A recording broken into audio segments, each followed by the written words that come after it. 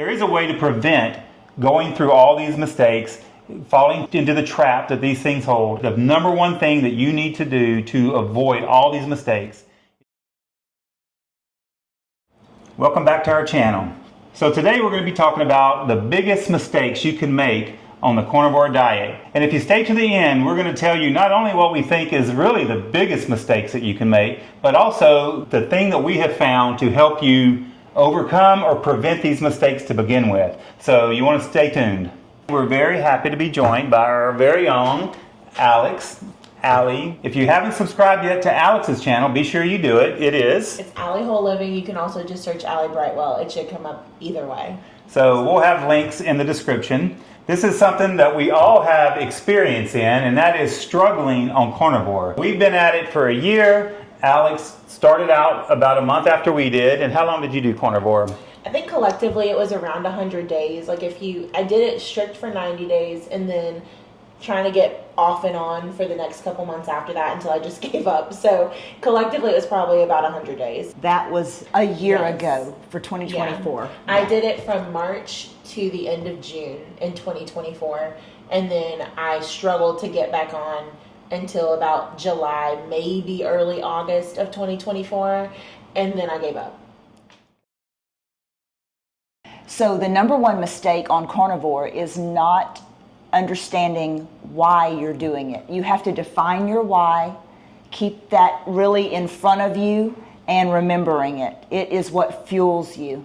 For example, my why was weight loss, primarily weight loss, but your why was healing. Yes. And so that means that the way that we approach it, how we keep score on how we're doing, is determined individually. I think for me, for my why, a big one was weight loss, but so many people's health issues that come as a result of obesity. And so for me, or for anyone that's young and in their fertility season, that was one of the biggest reasons. My husband and I eventually want kids, and at the rate that I was going with my weight and the health issues that come with obesity, you're just self-sabotaging to an extent. And so it's okay if your why is just weight loss. Sure. That's enough of a why. It's claiming your health back. That's okay. And since everybody's why is slightly different, that's why it is so important that you just really define it up front ahead of time, and you keep referring back to it. Because when it gets hard, and it will get hard, you want to circle back to that. One thing that we all here truly believe is words have power. And so you have what you say you have. If you say that I'm going to be sick and I'm going to be overweight and I'm going to be unhealthy, you're going to end up being those things. But if you tell yourself every single day that you're going to be strong and you're going to be fit and you're going to be healthy, you can have those things too. I saw a really good video last week that talked about this misconception that if you're obese or overweight, your body's meant to be that way. It would be impossible that you can never get to a desired weight range. And that's just not true. People talk about being big boned or I'm just never going to be lean. You really can be. There's nothing stopping you from doing that whenever you have put the right fuel in your body and you're on the right plan for your genetics or your hormones or whatever. You're not meant to be obese. Truly. Correct. So another big mistake that people make on carnivore is they're not really on carnivore. Tanya answers hundreds of comments a day, I think. People will constantly say, I've been on carnivore for months and all I'm eating is eggs and bacon and steak and fruits and vegetables and avocado, and then the list and dark chocolate, but only a little bit. Yeah, right. And I only cheat on the weekends. And I only have a little bit of alcohol. Exactly. But I deserve it because I did so good this week. I lost a little bit of weight, so I'm going to go and party this weekend. Look, one thing I can definitely say is I have tried every single diet out there. I would have to say my favorite one was the watermelon diet. I did that for a while. Yes, you did. It was great. It was awesome. I love watermelon.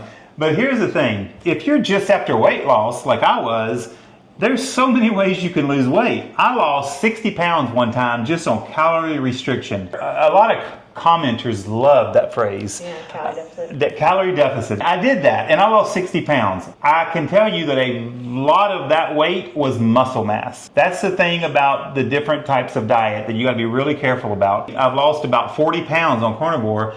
and I have not lost any muscle mass. I've actually gained muscle mass on carnivore. So if you're really just looking for weight loss, you can lose it eating different kinds of diet. But if you want the benefits of carnivore, which is weight loss, muscle gain, healing, you really need to try actual carnivore for a little while. So unlike me and Dad, like we were doing it mainly for weight loss, but Mom didn't need to lose weight. And whenever you look at her before and after pictures, you can definitely see that she's lost weight, but that was not the leading reason she was wanting to do it. She was wanting to do it for health benefits, and you've had a lot. Sure.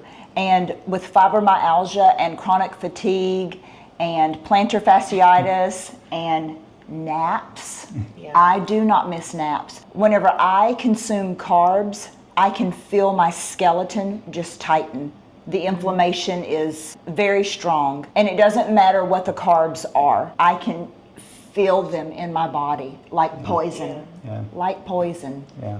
People do not always realize the effects of inflammation. When your body is irritated by something because you're so used to it, Yeah. my husband's not on carnivore. And if you're putting these lifestyles side by side and seeing how they feel after a meal and how you feel after a meal, it is night and day. Like if we spend the day together and we're not at work, he probably needs to take a nap. Like, it probably hurt his back to get out of bed, and we're 28. Like, and it's not because he's unhealthy or anything. He's dealing with joint pain. That is a side effect of inflammation. The reason why carnivore is different than all the other diets is because it's, first of all, an elimination diet, and you're taking everything out of your diet because you don't know what's causing the inflammation necessarily. You don't know what's hurting your body. Your body can run completely on the fat from your diet. But if you're eating carbs of any kind, your body's going to try to use that as its fuel, and it's going to store the fat. If you want to avoid making this mistake, really try to stick as strict of carnivore as you can. Butter, bacon, eggs, beef,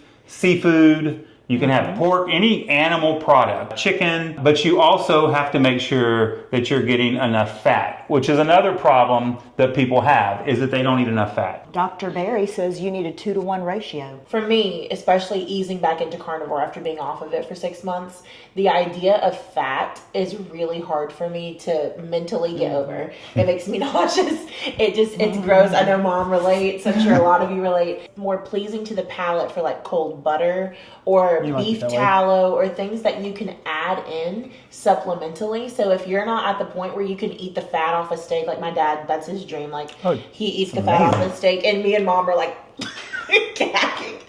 But that's not the only way you can get it. The fat is the fuel. And so if you're not getting enough fat, you're going to be sleepy, you're going to be tired, you're not going to have energy. And you're going to be constipated. The fat also is what keeps the bowels moving and keeps everything going.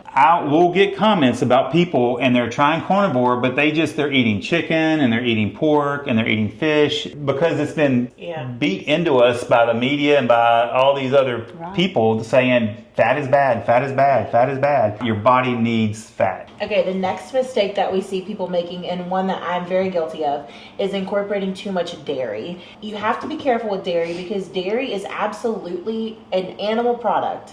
However, going back to what we said about carbs, milk has 12 grams of carbs per cup. And on carnivore, you would want to stay ideally 3 carbs or less a day, right? Yeah, I don't think you're even considered on carnivore if you're having more than 4 carbs. Right, so that's a big jump from keto. Keto, you can have up to 25. We would cook a lot with like heavy whipping cream. A tablespoon of heavy whipping cream has half a carb. And so if you're filling the bottom of your pan to make a cream sauce, you might have 3 or 4 carbs worth of heavy whipping cream in this sauce. And when it comes to milk especially, milk's primary job is to take a 100-pound calf and turn it into a 500-pound cow. It is meant to fatten you up. That's its whole purpose in life, is to fatten you up. So do not drink milk on carnivore. So if you are currently keeping dairy in your diet and it's your first 30 days of carnivore, you don't even know what that dairy is keeping you from. Yeah. There What is it's doing to healing you. on the other side of that, just like me with my coffee.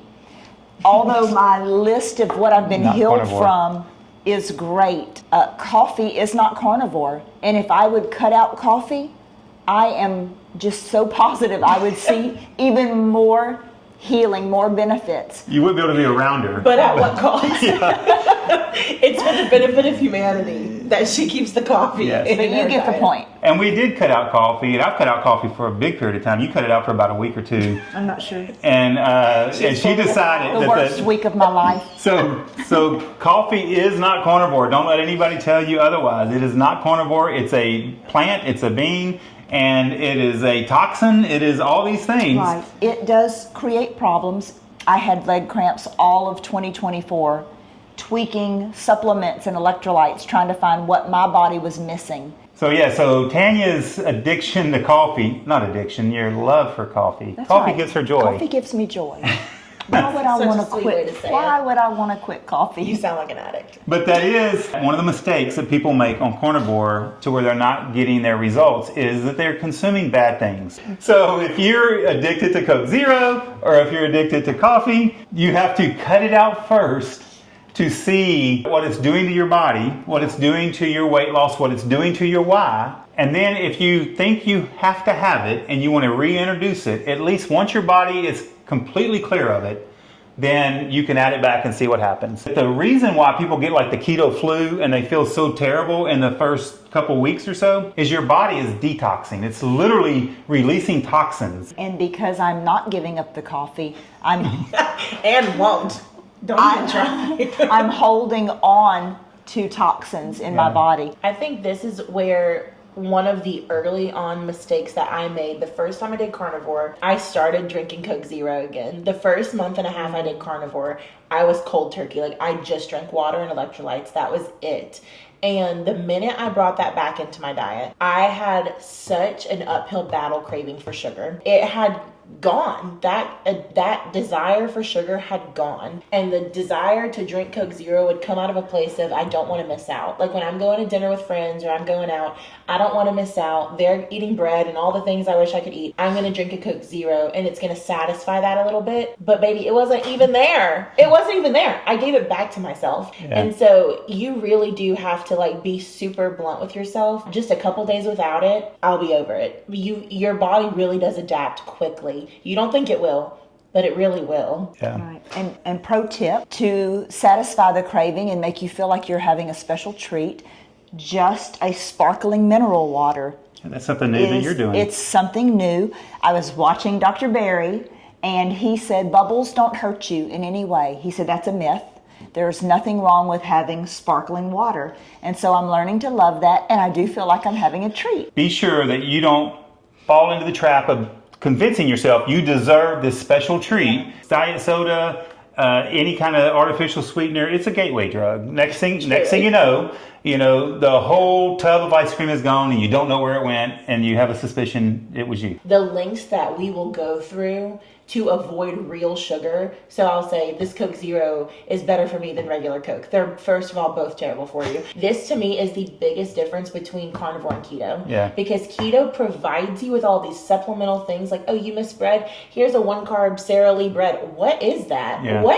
How do you get 1-carb bread? And so carnivore will eliminate all of that together and you'll be shocked at, I felt way different on carnivore than I did on keto. Yeah, I did keto years ago and lost a lot of weight on keto and then gained it all back. And it was mainly because there's so many keto snacks and sweets and it just reignited that craving. Because So, there's keto candy bars. yes, there's keto everything. And they're good. Another mistake that people make on carnivore that keep them from being successful is not getting enough sleep. Your body needs sleep. It heals when it sleeps.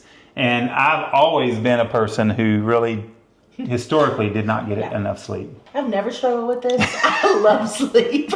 You will catch me in bed at 9 o'clock Me at night. too, sis. Your hormones and your body will just start talking to you and telling you what you need. It'll tell you if you need more fat. It will tell you when you need more sleep. We want to get our body back to being where all our hormones are where they're supposed to be and all of the signals that it sends to us, we can hear them loud and clear. Okay, another mistake is snacking. So I know that for us, the pork skins, the cracklins, all of that. Cheese. Yeah, these things you can have if there's zero carb, there's zero sugar, all these things. But if I eat cracklins at night, I'm going to stall out, Do you gain weight? or I can definitely gain weight. And so it is adding calories. Like I don't need them. It really is just that habit of eating and It crunching. is a habit because on carnivore, if you eat until you're full, and your meal is so heavy, you should not need a meal in between the next meal. That can be a hard habit to break if you are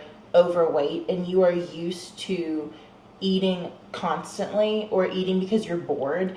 It can be the biggest adjustment on carnivore, realizing you don't really need to snack. And if you're listening to your body and learning how to be intuitive, I think that's one of the biggest benefits of carnivore, is you become so harmonious with what your body is telling you, like my dad was saying. And before, I'd always hear people be like, I'm gonna just eat intuitively, and then I like grazed on an arugula salad, and I was like, if I ate intuitively, I'd be eating cake.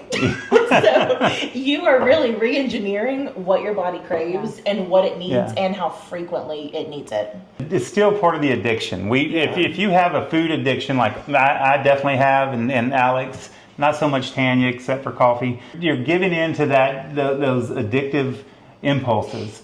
I'm never hungry. Like Tanya will ask me, are you hungry? The answer is always no. There's just, I fasted during our church's 21 days of prayer and fasting. I did a 3-day water fast.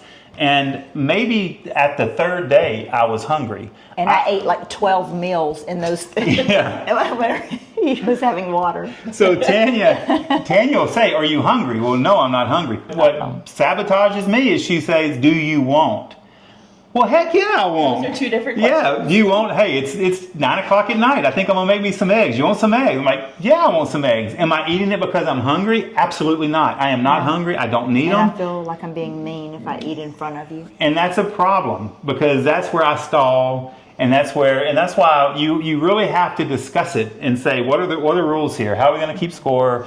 And how can you help me? Everybody's body's a little different. That's why you have to decide for yourself what works for you and what doesn't work for you. I always like to throw in there, we're not doctors. We're not giving you medical advice. We're telling you our story. But you're going to have to decide for yourself what works and what doesn't work. And snacking will kill your results every time. Now we're getting into some of the big ones that really cause some problems. Yeah. It seems to always start with that concept that pops into your head that says, I deserve a cheat day. This is really what happened when your first time around. You were doing so good, you were having such great results, and then what happened? You know what's funny is I'll watch a video of myself whenever I was doing carnivore the first time, and I would get so upset when people would be like, you're gonna gain it all back because this isn't sustainable and you're gonna cheat, and then it's just gonna come flooding back. I just don't think that I was prepared for the immediate cravings to return the minute I gave in, because you go so long without them, truly. Like, you forget what cravings feel like. That food noise goes away, and I forgot how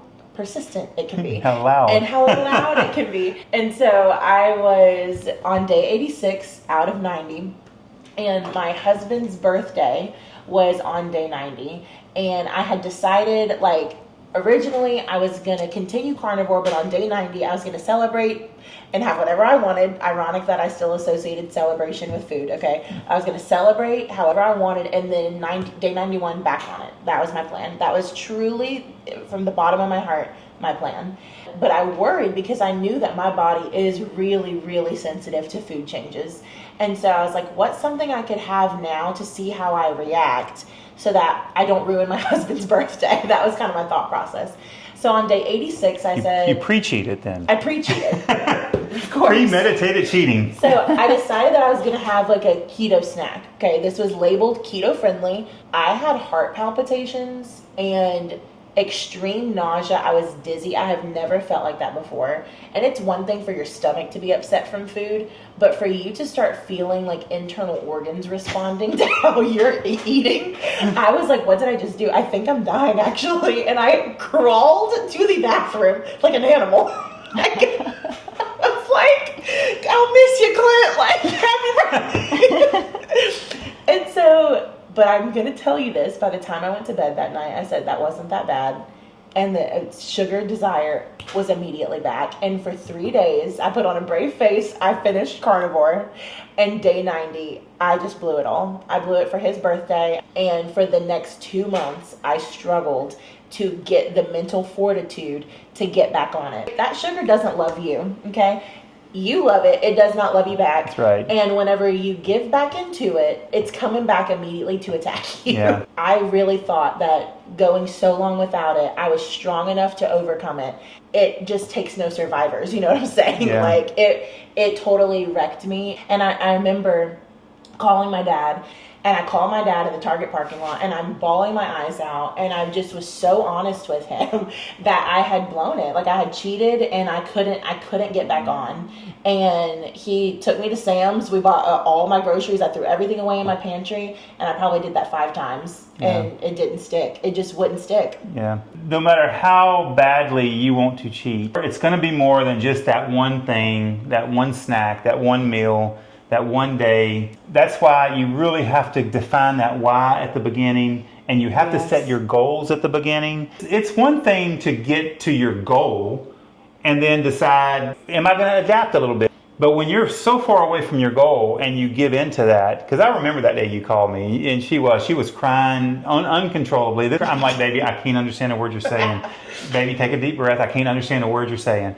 But if you're in that boat, we're here to tell you that you can do it. And that's one of the reasons why we got Alex here with us today, to just really make a fresh, brand new commitment. I felt like I had betrayed myself, and I felt like I let down all these people who were following me on TikTok. Yeah, which leads to the biggest mistake you can make, and that's just giving up. Don't give up. And if you're at that point where you're just starting carnivore and you're in week 1 and you're like, this sucks, I'm out of here. First of all, you just need to make it through today. Number one day at a time, make it through the day. And if you can get to 30 days and write down all the things you're just believing that carnivore is going to do for you, and if you can start seeing improvements in that, then use that to stick it out another 30 days. And if you can get a 90-day block of time, you're going to be a brand new person. You're going to look back and you're going to thank yourself, and you're going to be so happy. The final mistake, the number one question that people always ask is, are you going to be on it forever? If you know what your why is,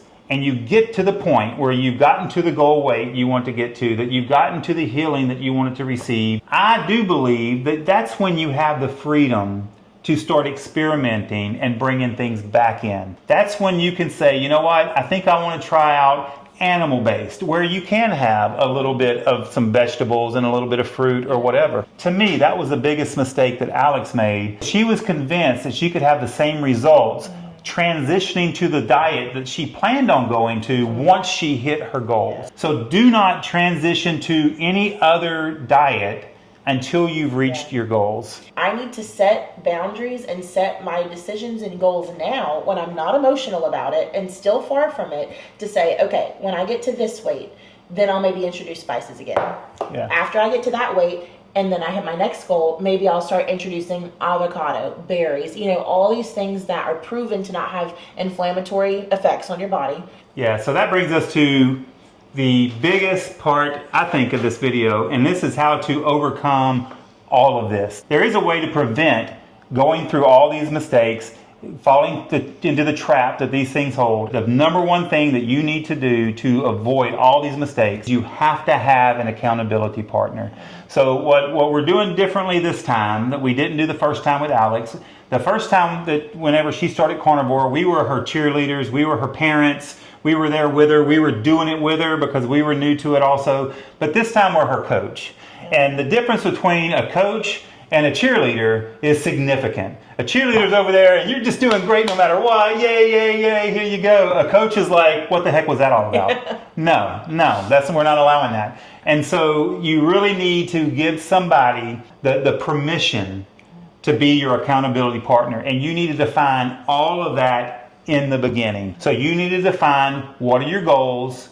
If you plan on transitioning to something else or introducing some other things, you need to very, very clearly define the parameters at which that is allowed. And then you need to have that accountability that says, okay, you think you can introduce these things back and continue on towards your ultimate goal. If you see that it is not, you've already given that person to say, nope, you can't have it. You just can't have it. You need to have a coach that you've given permission to call you out on it and to say, that's not working. One of the things I kept asking Alex, because when she finally kind of quit carnivore because she would say, I lost 5 pounds this week. After gaining 20. Exactly. I lost 5. That's the point. And that's where a coach is not going to let you just lie. Yeah. Tanya would celebrate those 5 pounds. And I would say, are you 5 pounds lower than you were when you were on carnivore? We had a conversation. We sat in that living room and we debated, argued, whatever you want to call it, for like an hour. And Mom was like, y'all, please, let's just be loving.